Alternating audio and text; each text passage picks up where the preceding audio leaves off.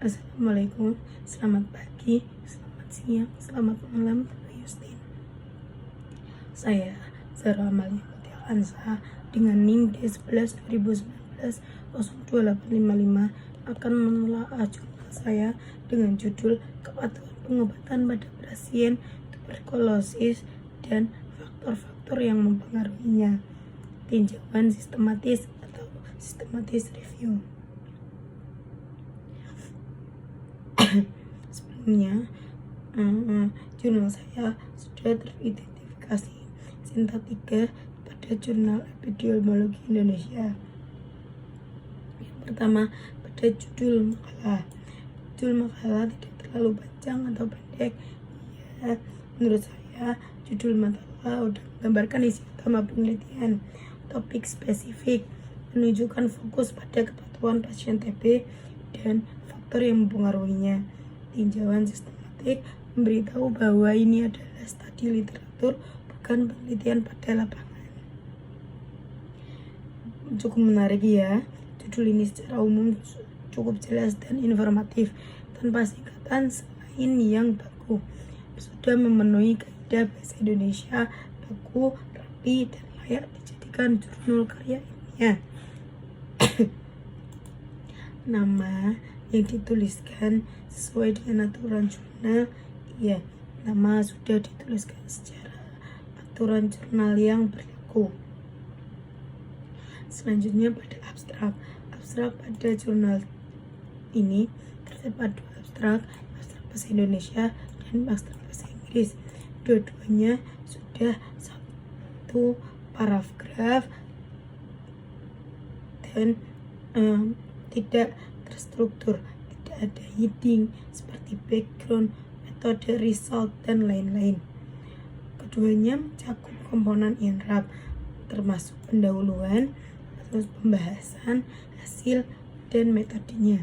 Secara keseluruhan informatif, abstrak menyampaikan tujuan, metode, temuan, dan rekomendasi dengan cukup baik. Jurnal ini masih ada singkatannya. TB termasuk singkatan baku dan boleh digunakan, tapi di sini ada dots yang termasuknya tidak baku tapi dapat digunakan juga. Kurang dari 2650 kata ya, sudah sesuai, yaitu hanya 247 kata. Selanjutnya pada bagian pendahuluan, ringkas terdiri dari 2-3 paragraf. Tidak, pada pendahuluan masih banyak paragraf yang digunakan, belum ringkas dan belum fokus pada inti penelitian. Paragraf pertama mengemukakan alasan dilakukan penelitian. Ia sudah memuat data beban penyakit dan urgensi penulis seperti pada tuberkulosis ini. Selanjutnya, paragraf menyatakan hipotesis dan tujuan penelitian. Ia sudah ditulis secara eksplisit pada akhir,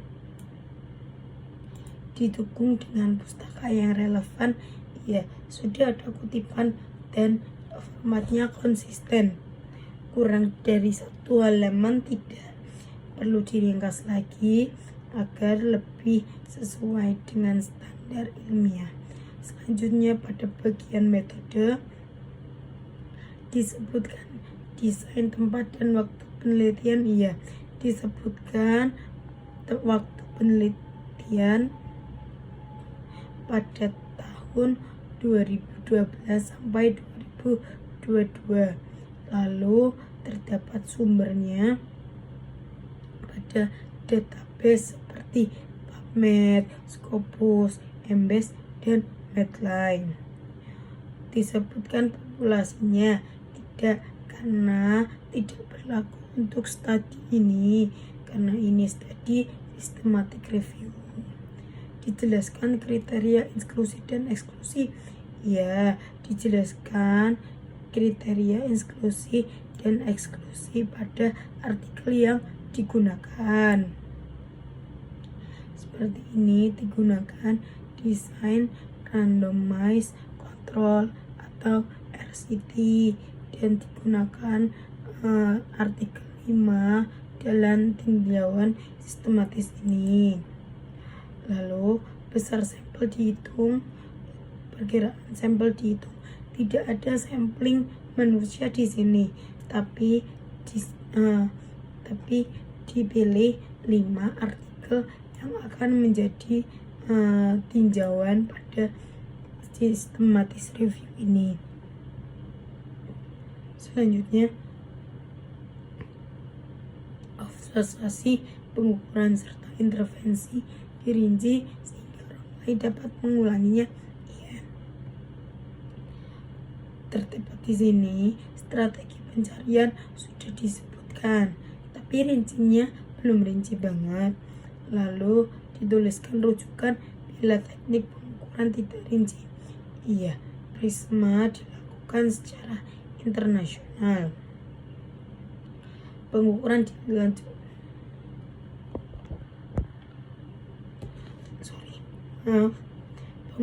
dilakukan secara tersamar. Tidak ada pengukuran pada subjek manusia. Dilakukan uji kendala pengukuran. Tidak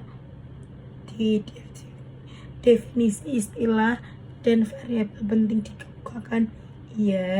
Applicant clearance diperoleh. Tidak, karena tidak diperlukan. Persetujuan subjek diperoleh. Juga tidak, karena tidak melibatkan partisipan langsung. Disebutkan rencana analisis, batas kemaknaan, dan power penelitian. Belum disebutkan pada metode. Tidak disebutkan misal metode naratif atau meta analisis. Disebutkan program komputernya, tidak ada disebutkan pada metode. Selanjutnya pada bagian hasil, disertakan tabel dengan karakteristik subjek penelitian. Satu paragraf pada subjek penelitian. Artikel dituliskan secara ringkas dan jelas. Isi tabel terdiri dari penulis, tahun terbit, negara asal, desain studi yang digunakan, sampling, dan hasilnya. Kembali pada hasil. Karakteristik subjek belum diintervensi dideskripsikan.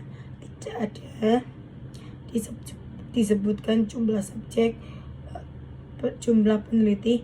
Tidak ada disebutkan jumlah subjek yang diteliti. Ada 5 artikel yang dijelaskan total dari respondennya.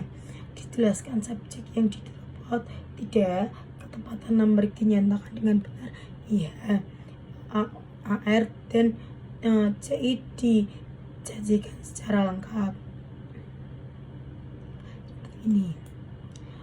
Selanjutnya, penulisan tabel dilakukan dengan tepat. Sudah, tabel cukup informatif, tabel ilustratif, informatif, dan memang diperlukan. Prisma dan tabel penting ditampilkan. Tidak semua hasil di dalam tabel disebutkan pada naskah. Beberapa dikutip secara naratif. Semua outcome penting disebut dalam hasil. Fokus pada faktor kepatuhan. Selanjutnya, subjek yang di drop out dilakukan analisis. Tidak, karena tidak ada analisis dilakukan dengan uji yang sesuai. Studi analisis dilakukan, regresi logistik dilakukan, uji statistik, degree freedom, dan nilai B.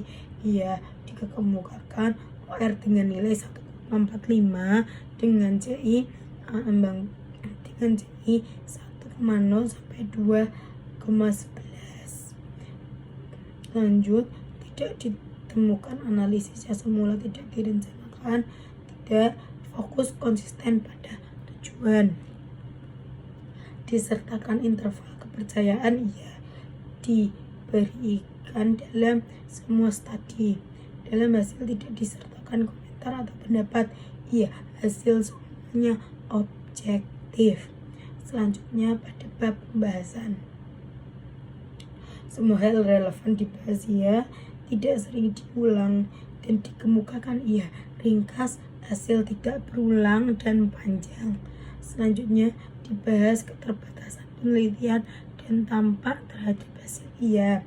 Disebut penyimpangan protokol dan dampak tidak, karena tidak relevan untuk tinjauan literatur.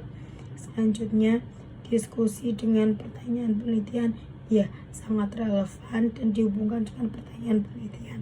Selanjutnya dibahas hubungan hasil dengan teori penelitian terdahulu ya, dibanding dengan review lain. Dibahas hubungan hasil dengan praktik klinis ya, saran famili, TUTS, edukasi dan lain-lain. Efek samping dikemukakan dengan dibahas ya, obat TB disebut menimbulkan reaksi. Disebutkan hasil tambahan selama observasi, tidak ditemukan tambahan selama observasi. Selanjutnya hasil tambahan dianalisis secara statistik, tidak ada eksplorasi baru, disertakan simpulan iya, jelas dan ringkas. Simpulan didasarkan pada data penelitian iya, simpulan tersebut sahih iya, berdasarkan kajian literatur ilmiah iya, disebutkan generalisasi iya, disertakan penelitian, saran penelitian selanjutnya iya, adanya pengembangan akses ada di sini. Lalu ucapan terima kasih, tidak disertakan ucapan terima kasih pada kesimpulan maupun pada awal abstrak. Tidak ada daftar pustaka ditulis secara gaya penomoran, urut dan konsisten, sudah sesuai pada naskah dan daftar pustaka. Lain-lainnya bahasa yang baik dan benar digunakan, enak dibaca, informatif dan efektif.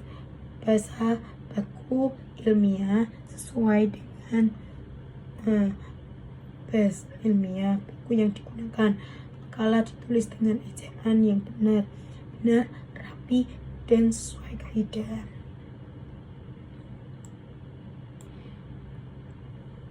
Sudah telah ilmiah yang saya lakukan. Jika ada salah kendala dalam suara saya, mohon maaf. Terima kasih.